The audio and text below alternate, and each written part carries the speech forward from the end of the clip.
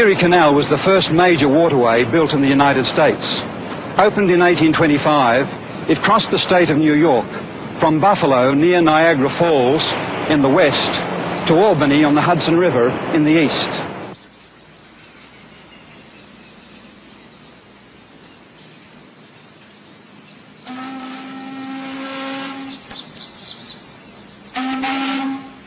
About half an hour's drive east of Rochester lies the small town of Port Gibson. Located on the canal, it was once the main shipping point for the area. It was also the home of an active Methodist layman, Hiram Edson, who in 1843 accepted the message of the soon coming of Christ taught by William Miller and his associates. With tens of thousands of others across the United States, the Millerites of Port Gibson waited with earnest expectation for October 22, 1844. For on this day they expected the Lord to come as the fulfillment of the 2,300-day prophecy of Daniel 8:14. But as the clear morning light of the following day shone upon the canal waters, these same believers were overcome with disappointment and despair. Just how they came to see beyond their own misunderstanding to the clear light of God's leading in three distinct ways is the substance of our story.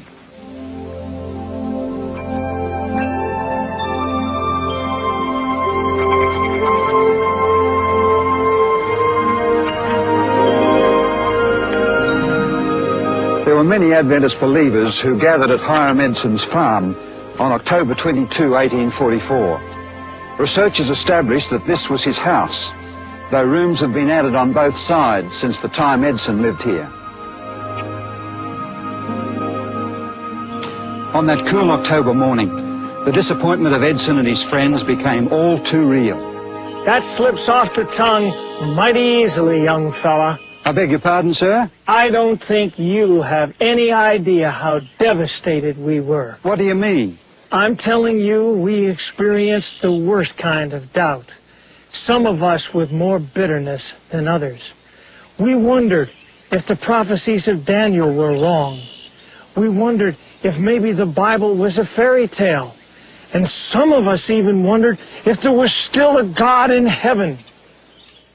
We went to my barn back there and we prayed.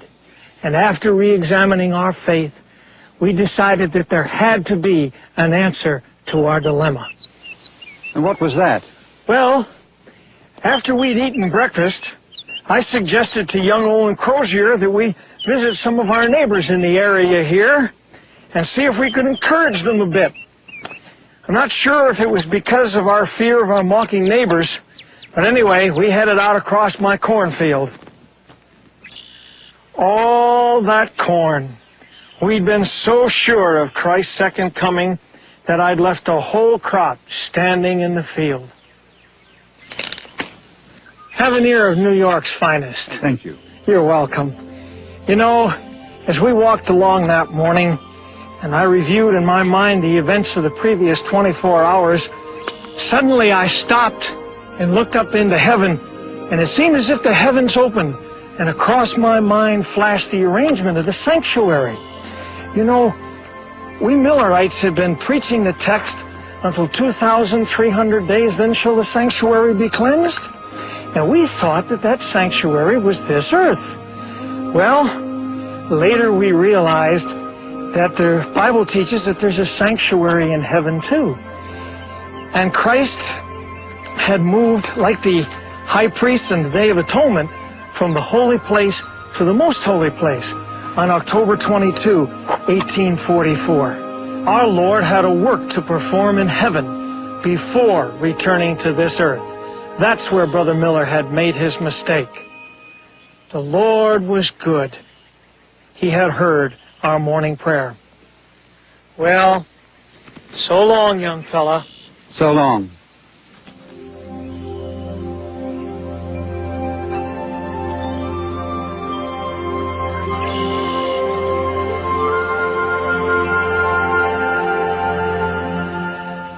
In the following months, Hiram Edson and his associates continued to study the subject of the sanctuary and its cleansing.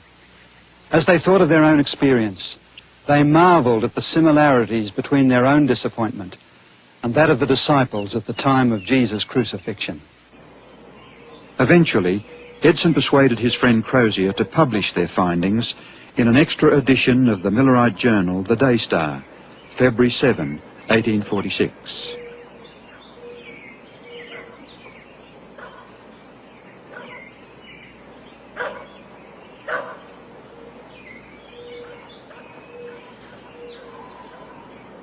But meanwhile, a second significant development was taking place here in Washington, New Hampshire.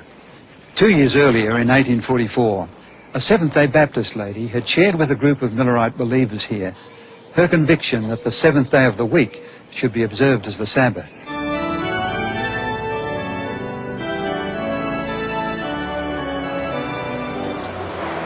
The Christian observance of the seventh-day Sabbath has persisted throughout the Christian era. At times it has been driven underground, but it has always reappeared to urge its message upon the world. From the days of the Apostles down to the 5th century, it continued in various parts of the Roman Empire. However, as the Christian Church slipped further and further into apostasy and adopted the idolatrous rites and practices of sun worship, the seventh-day Sabbath was soon discredited, its observance suppressed, and in its place, Sunday was exalted as the day of worship. During the Reformation of the 16th century, Luther took his stand on the Bible as the supreme authority for the Christian. To Charles V, he declared, I do not accept the authority of popes and councils, for they have contradicted each other. My conscience is captive to the Word of God. This appeal to the Bible and the Bible only was the very foundation of the Reformation.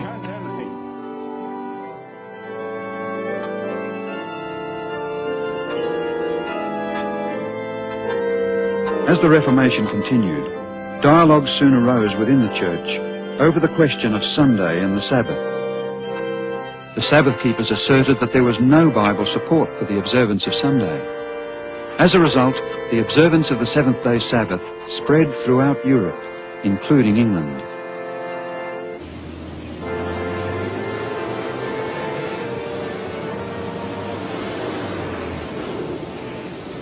There, agitation over the Sabbath became the centre of controversy among the Puritans throughout the 17th century. Influential people were involved. Among the many who advocated the observance of the seventh day was a London barrister and a Commonwealth Speaker of the House of Commons.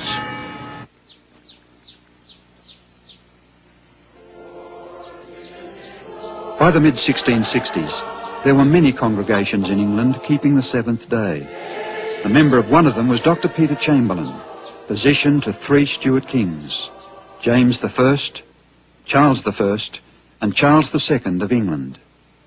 A contemporary of John Bunyan, Chamberlain was a keen Bible student. On his tombstone in the churchyard at Woodham Mortimer, these words have been written. As for his religion, he was a Christian, keeping the commandments of God and faith of Jesus, being baptized about the year 1648, and keeping the seventh day for the Sabbath above 32 years. Chamberlain was a member of the Seventh-day Baptist Church, a small group that had separated from the Baptist Church in the early 1600s because of their convictions concerning the Sabbath.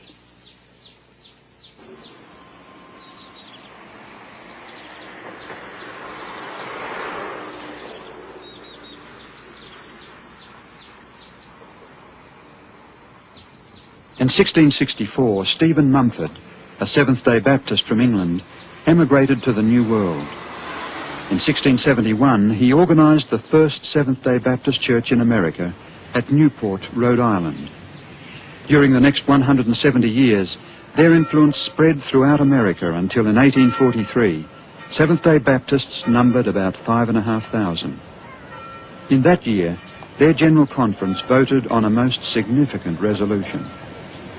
That the first day of November next be observed by our churches as a day of fasting and prayer, that Almighty God will arise and plead for his holy Sabbath. Little did they anticipate the manner or the magnitude of the answer to their prayer.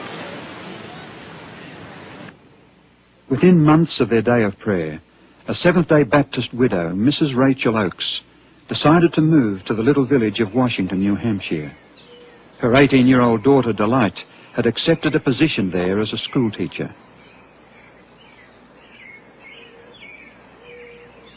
Driving into Washington today, the marker on the roadside states that this is the birthplace of the Seventh-day Adventist Church. What happened here to attract such a title?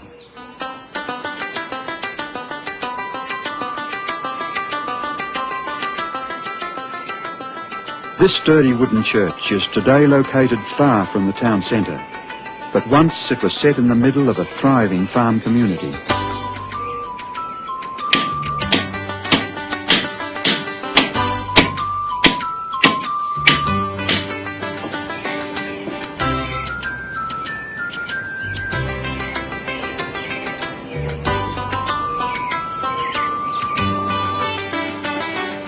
In 1844, Frederick Wheeler was the Methodist circuit-riding pastor of this church. 2 years earlier, after reading William Miller's books, Wheeler began to teach the soon coming of Jesus. The majority of his congregation here also adopted Miller's teachings.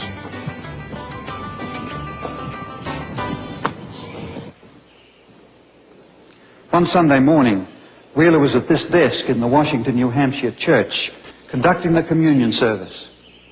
During the sermon, he encouraged the people to be faithful in keeping all 10 of God's commandments. Mrs. Oakes, the Seventh-day Baptist, who was attending here for fellowship, could hardly contain herself. When the pastor visited her soon after, she seized her opportunity. I'm glad to see you. I've been looking forward to this. I want to talk to you about something important. What is the subject today? Come in. Thank you, Mrs. Oakes. It's a lovely fire.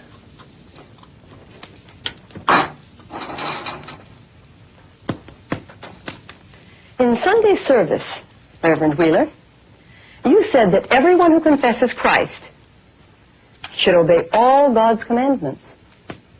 I am strongly of that opinion, sister. Well, I'll be making it clear. I came near standing up right then and there and saying something. I sensed as such. What did you want to say? I wanted to tell you that you had best put that cloth back on the communion table until you begin to keep all God's commandments yourself, including the fourth.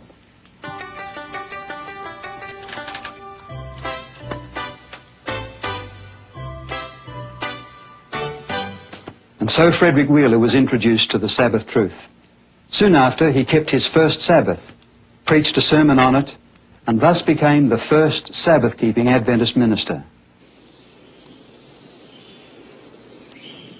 Not long after the great disappointment, William Farnsworth, then in his late 30s, stood up in the Farnsworth family pew during the service and declared his intention to keep the Sabbath also. He was soon followed by his younger brother Cyrus, who was in his early 20s, his own wife and father and others. Forced to withdraw from fellowship, these first Sabbath keepers met in the large Farnsworth home not far away. It was not until some years later that they acquired eventual ownership of this church.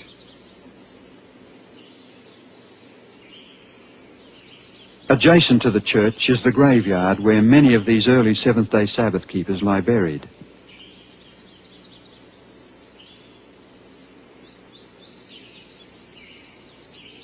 This marker reveals that Cyrus Farnsworth later married Rachel Delight Oakes, the school teacher and daughter of Mrs. Rachel Oakes. A short time after Wheeler commenced to keep the Sabbath, a second Millerite minister, Thomas Preble, joined him. Preble was a Free Will Baptist who had travelled with William Miller and proclaimed the soon coming of Jesus. He became the first Sabbath-keeping Adventist to advocate the Seventh-day Sabbath in printed form in an article he published in February 1845. Among the many who read his article which was later printed as a tract, was Joseph Bates, a retired sea captain. He was impressed with its truth. Some years before, Bates had accepted the teachings of William Miller. He held key positions in the Millerite movement and managed to weather the storm of the disappointment of 1844 without losing his faith.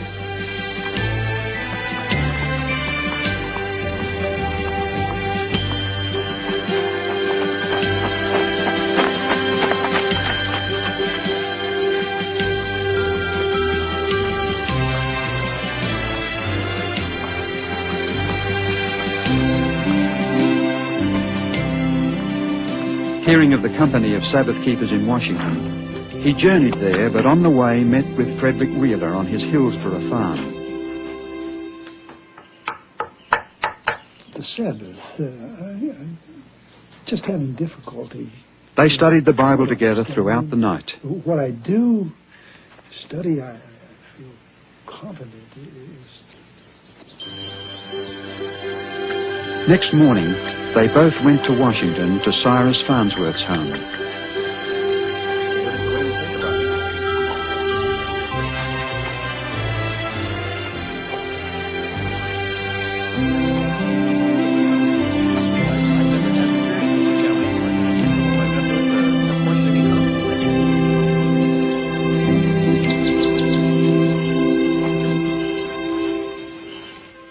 Here at the Farnsworth home in 1845, after further study with Wheeler and Farnsworth, Bates made his decision about the Sabbath.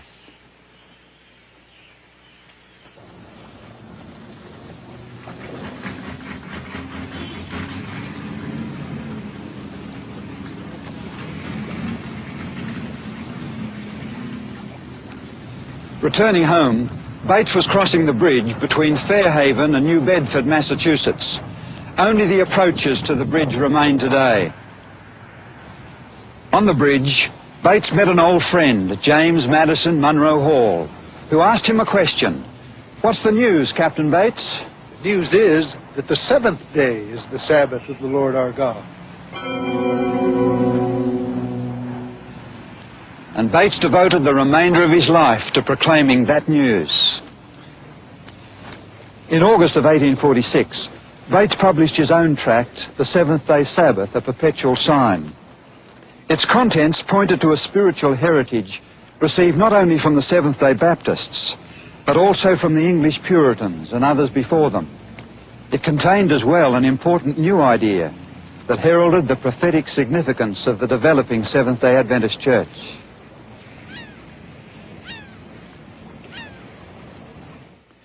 After Bates had begun to keep the Sabbath, he noticed something that the Millerites had overlooked. They had seen their movement as the fulfillment of the first and second angels' messages of Revelation 14, which were to be proclaimed prior to the second coming of Jesus. But there was also a third angel's message. Bates noted that Revelation 14 and verse 12 describes the people who are preaching these messages as those who keep the commandments of God and the faith of Jesus. This confirmed in his mind the importance of keeping the commandments. It seemed to him that the time had come for a people who had proclaimed the first and second angels' messages to recognize the third message and to keep the commandments of God and the Sabbath, the fourth command, enjoined. Earlier in 1846, Bates received a copy of the Daystar Extra, which explained Hiram Edson's insights into the heavenly sanctuary and Christ's ministry in the most holy place. He began to correspond with Edson and accepted his invitation to a conference to be held in Port Gibson later that year. There Edson shared his insights into the sanctuary, but Bates too had something to share.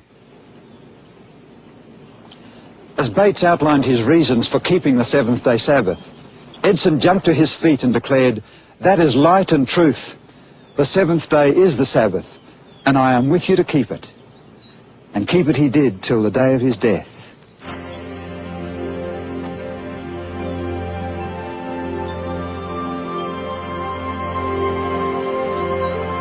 But in his conversation with the Port Gibson leaders, Bates also began to see a connection between the Sabbath and Christ's ministry in the most holy place of the heavenly sanctuary.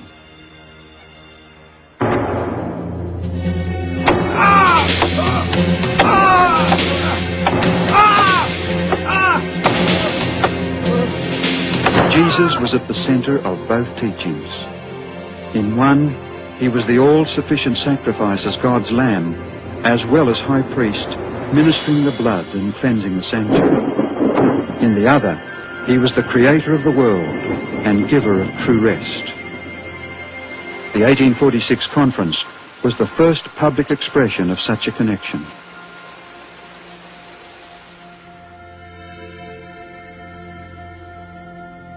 At this conference, Bates listened with great interest to Edson's ideas about the heavenly sanctuary. He knew that the Bible taught that the Ark of the Covenant was located in the sanctuary's second apartment, and that inside the Ark were the Ten Commandments. With great interest, therefore, he read Revelation 11:18, which speaks of the final days of Earth's history, when the nations would be angry and the time had come for the world's last judgment. But then in the next verse he read that at the same time the temple of God, or the heavenly sanctuary, was to be opened, and there was in his temple the ark of his testament. Bates reasoned that if Jesus' ministry in the most holy place was now the focus of attention, then the ark, its law, and the seventh-day Sabbath that law commanded also assumed new importance. The fulfillment of the 2,300-year prophecy in 1844 had therefore drawn attention to the heavenly sanctuary in a way never seen before. As a result, two special emphases concerning Jesus emerged. First, he was now engaged in his final work as our high priest in the most holy ministry of that sanctuary. Second, he was Lord of the Sabbath day, and had both commanded the seventh day to be kept holy and observed it himself as our divine example. But there was to be a third distinguishing sign associated with God's great final proclamation of the gospel. It too was to come from Jesus, for in Revelation 12:17 it is identified as the testimony of Jesus. Just what does this mean?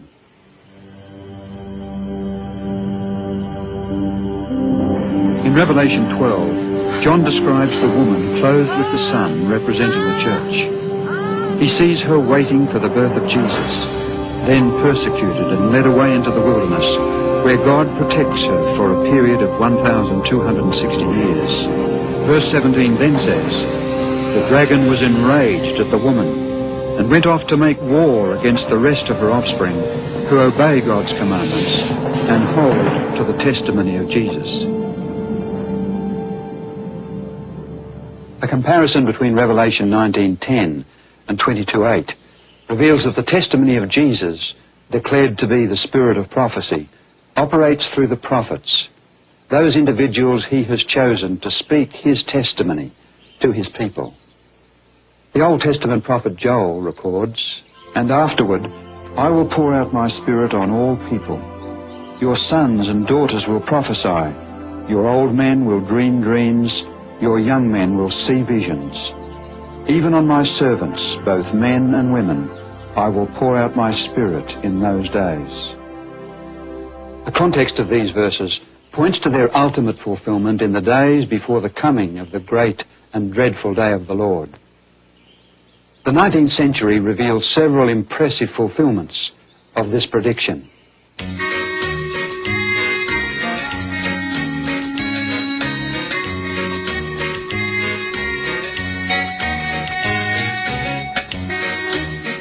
In the late 1830s, a young American black who was converted at the age of 17 moved here to Boston, Massachusetts, to prepare for the gospel ministry. His name was William Foy. During 1842, Foy received two impressive visions. He later published a description in a pamphlet entitled "The Christian Experience of William E. Foy," together with the two visions he received in the months of January and February 1842.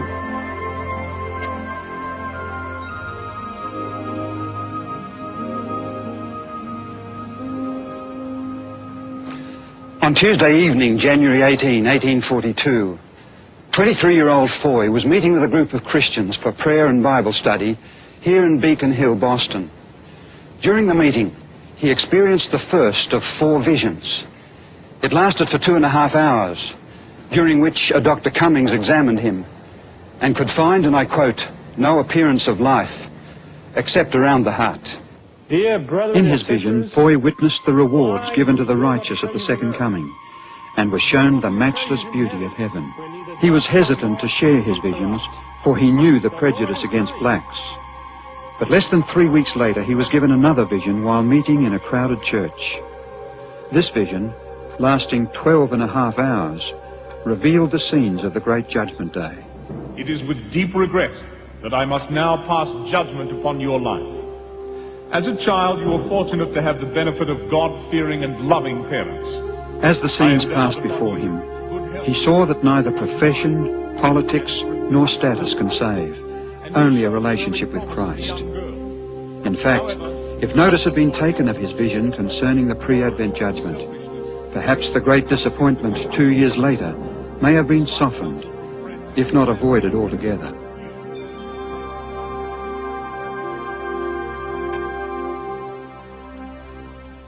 Foy was told to relate to others what he had seen, and during the months that followed, he preached extensively, creating a sensation wherever he went.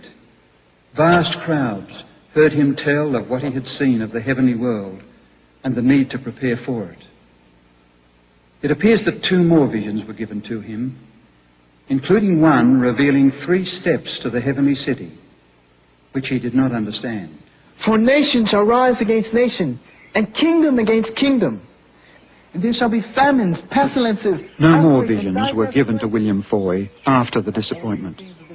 However, he maintained his hope in the second coming of Christ. He continued as an esteemed and beloved preacher in small rural communities, finally settling in East Sullivan, Maine. And this gospel of the kingdom shall be preached into all the world, for a witness unto all nations. There he died in November 1893 and was buried here in the Birch Tree Cemetery.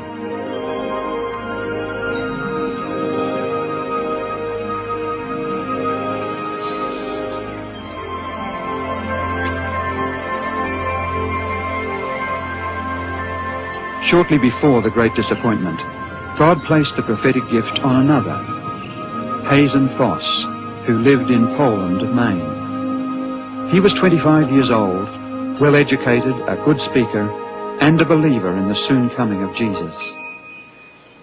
In his first vision, he was shown the journey of the Advent people to the city of God. It corroborated with Foy's visions and included a view of 3 steps by which God's people approach the holy city.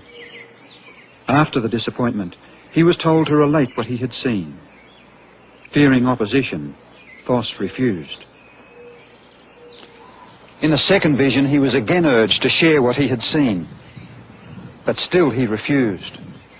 A third followed, in which he was told that he was released, and that the burden would be laid upon one of the weakest of the weak, who would do the Lord's bidding.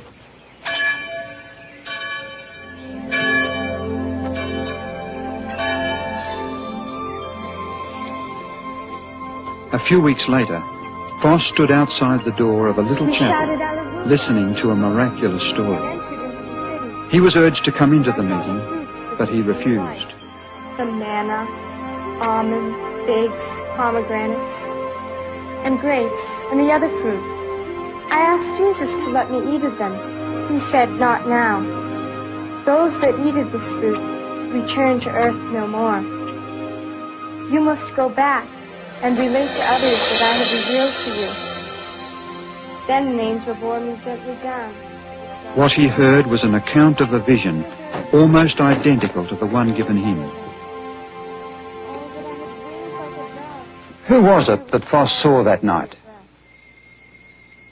Her name was Ellen Harmon, a 17-year-old girl so ravaged by tuberculosis it threatened to take her life. She could barely speak in a whisper and was often wakened from sleep by coughing and bleeding in her lungs. Yet God took this weakest of the weak and called her to give the testimony of Jesus to his people. Empowered by God's Spirit, she was to bear that testimony for the next 70 years. The explanation of the sanctuary, the seventh-day Sabbath truth, and a modern manifestation of the spirit of prophecy These three key revelations helped lead many through the disappointment of 1844. And it was the last of these, in the person of Mrs. Ellen Gould White, who was to continue to act as a compass for this fledgling group of believers well into the 20th century. It is to her story we turn next.